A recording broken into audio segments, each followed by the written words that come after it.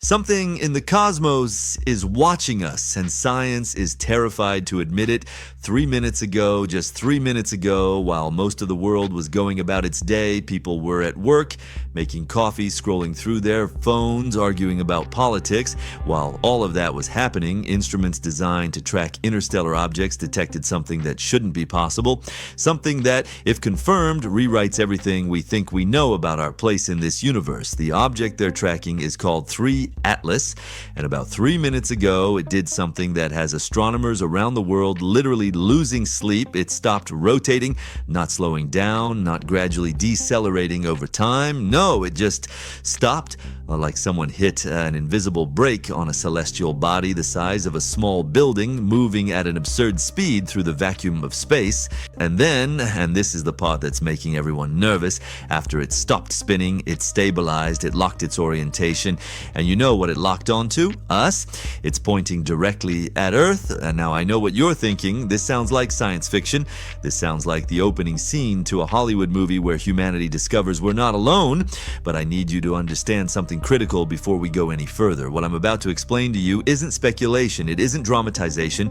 It's a direct synthesis of data that's been fragmenting across technical forms, leaked through civil astronomy networks, and discussed in semi-open journals of automated monitoring systems. An hour ago, this data looked like noise, statistical garbage that didn't mean anything, but now it forms too clear a picture to ignore, and the fact that major space agencies are being remarkably quiet about this is almost more telling than the data itself. Let me start with the basic physics, because this is where it gets interesting. See, in space, there's no friction, there's nothing to slow things down. Vacuum is just that, empty. The rotation of a celestial body, any celestial body, is like a fingerprint. It's formed when the object comes into existence, shaped by collisions and gravitational interactions, but once established, it's stable, almost unchangeable. It's a fundamental characteristic of how the object moves through space.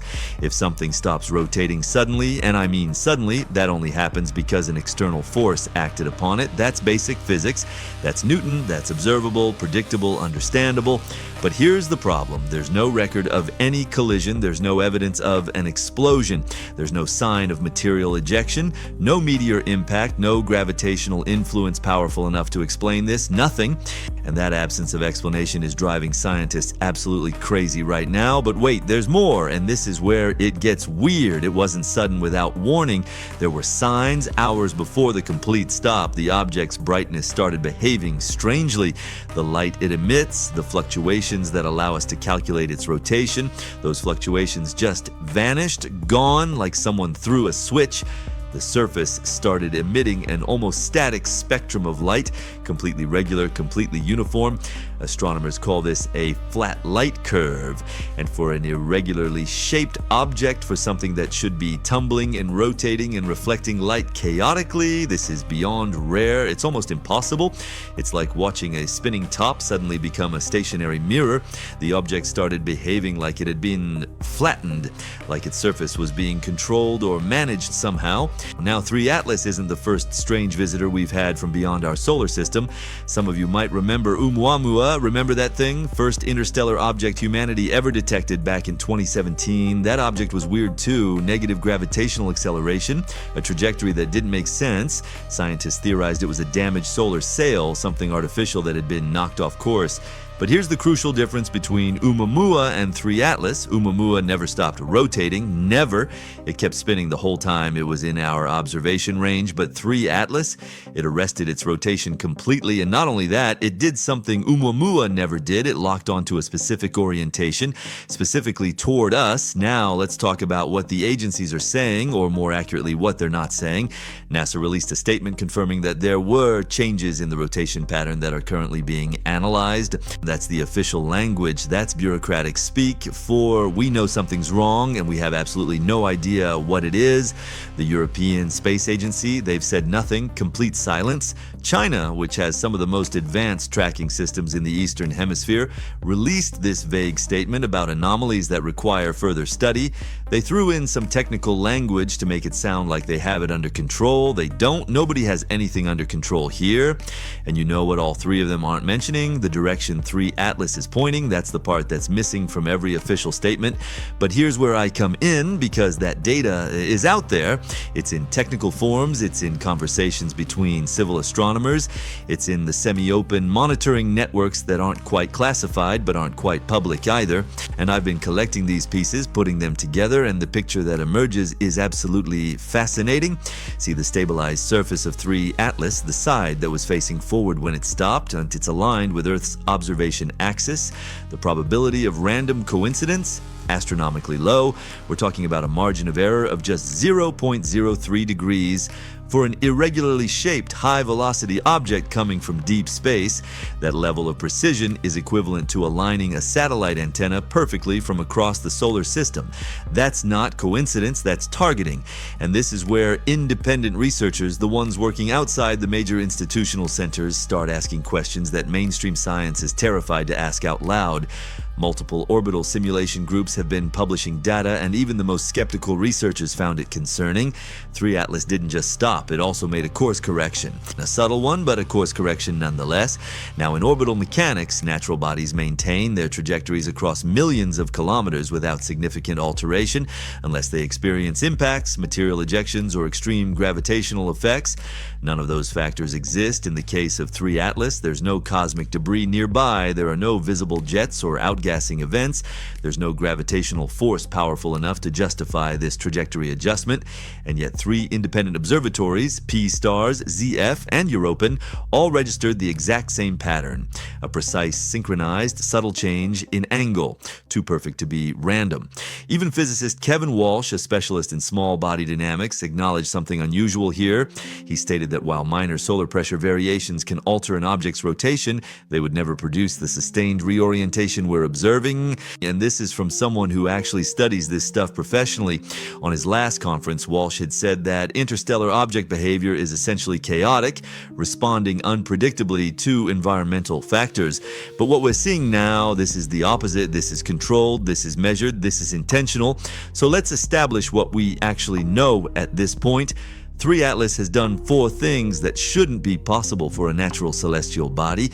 First, it stopped rotating suddenly without any visible external force. Second, it stabilized its orientation toward Earth with impossible precision, 0.03 degrees.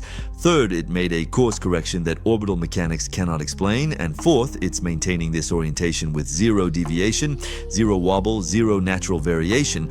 For natural objects, variation is inevitable. For a rock flying through space, especially for something irregular and asymmetrical, you should see micro-oscillations. You should see small deviations caused by uneven mass distribution and gravitational influences. But we're not seeing that. The light curve is more stable than ever. The orbital path is stable. The illuminated side keeps pointing toward us. It's like watching someone hold a compass perfectly still, not letting it waver even slightly.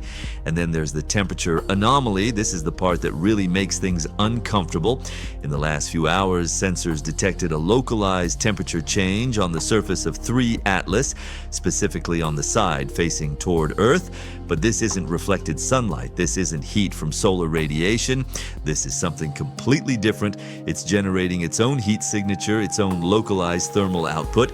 And here's what's strange about that. This temperature remains constant. It doesn't increase. It doesn't decrease. It doesn't respond to external conditions. It just maintains a stable level. And you know what maintains a stable, regulated temperature in the vacuum of space without external input? Technology. That's what does that. I need to pause here and say something. I know how this sounds. I can feel some of you thinking this guy's gone full conspiracy nut. He's connecting dots that aren't connected, and I get it. I would be thinking the same thing, but I want you to understand something. This isn't coming from some fringe blog written by someone in their basement.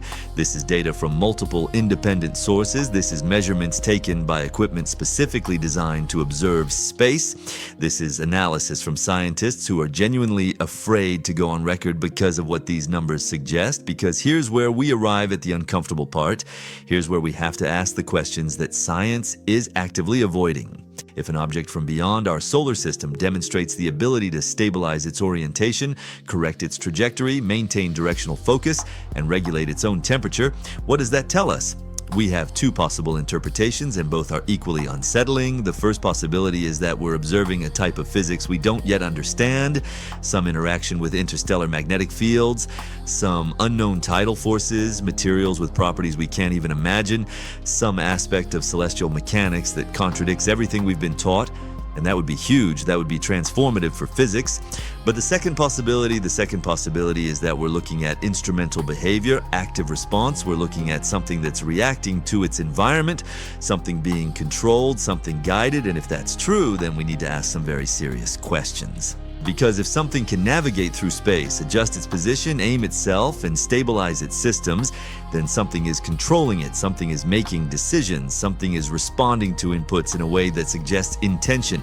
And that brings us to the most uncomfortable question of all. Is there intelligence in this?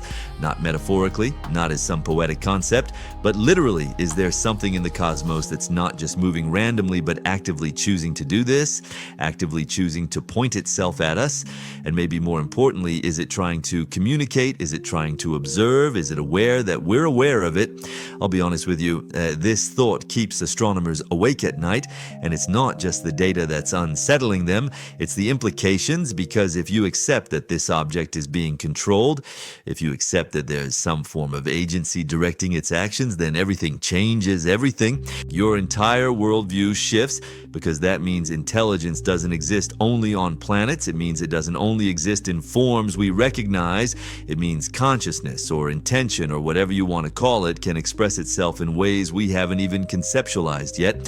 Think about it. Human technology is linear. We build things to do specific things. We launch probes. We design satellites. We follow predictable patterns. But the universe isn't linear. Nature is recursive, self-organizing, adaptive. If an interstellar structure is responding to stimuli, stabilizing itself, reducing its variations, emitting controlled thermal signatures, then maybe, just maybe, intelligence in the cosmos operates on entirely different principles than we assumed. Maybe it works more like nature does, adaptive, responsive, alive. And here's what really gets under my skin about all of this: the secrecy, the official statements that say nothing, the refusal to discuss what should be the most significant astronomical discovery in human history. When something like this happens, when multiple observatories confirm anomalies that contradict our understanding of physics, and when space agencies respond with silence and vague statements, it tells you something. It tells you that someone in power understands what's happening, and they're not ready to tell the public. They're not ready for what comes next, because make no mistake about what this means. If 3 Atlas is what some independent researchers believe it is, if it's an active, controlled, intelligent system, then we're not looking at an astronomical phenomenon anymore. We're looking at a contact event. We're looking at the moment when humanity discovered it's not alone, not theoretically, practically, in real time, right now. And think about what that does to society. We wake up tomorrow and suddenly everything that people believed about their place in the cosmos is wrong. The assumption that we're isolated, that we're unique, that intelligence is rare, all of that evaporates. And then what? Now, what does humanity do with that information? How do governments respond? How do religions respond? How do ordinary people process the idea that something is watching us, analyzing us, potentially waiting? Some of you might think I'm being dramatic. Some of you might think I'm sensationalizing the data, but I want you to consider something. Consider the timeline. An object stops rotating for no known reason. It locks on to our planet with impossible precision. It adjusts its course toward us. It starts emitting thermal signatures from its surface. And all of this happens in the span of a few hours. This isn't slow and gradual. This is deliberate and fast. This is something that's communicating through action rather than radio signals. And then consider what happens next, because that's the real question hanging over all of this. 3 Atlas has already done the impossible 4 times. It's already demonstrated behavior that shouldn't exist. So what comes next? Does it decelerate into our orbital space? Does it attempt to slow down to enter our system? Does it continue its current approach? Does it send another signal, another anomalous behavior that we're meant to interpret? Are we about to witness a first contact scenario playing out over days or weeks in real time? The data I've compiled from various independent sources suggests something even more concerning. The trajectory modeling indicates that 3 Atlas could reach a stable orbit around Earth in approximately 72 hours. That's 3 days, 3 days from now, if these calculations are correct, this object will position itself in orbit around our planet, and at that point we won't be debating its nature anymore. At that point, its intentions will become impossible to ignore, but here's what I think is the most remarkable part of all this. Here's what should absolutely captivate us.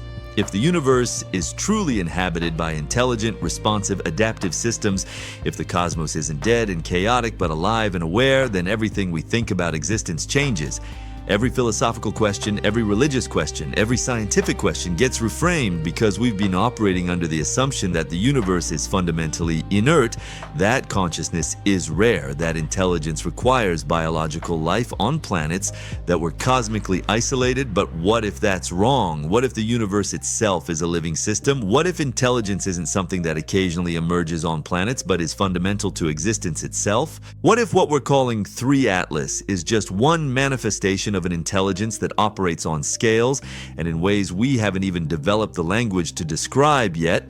I know this is a lot, I know this is heavy, and I know that for some of you this is going to sound crazy, but I want to ask you something. I want to ask you to sit with this information for a moment, not as a conspiracy theory, not as science fiction, but as data, as observations, as questions that science hasn't answered.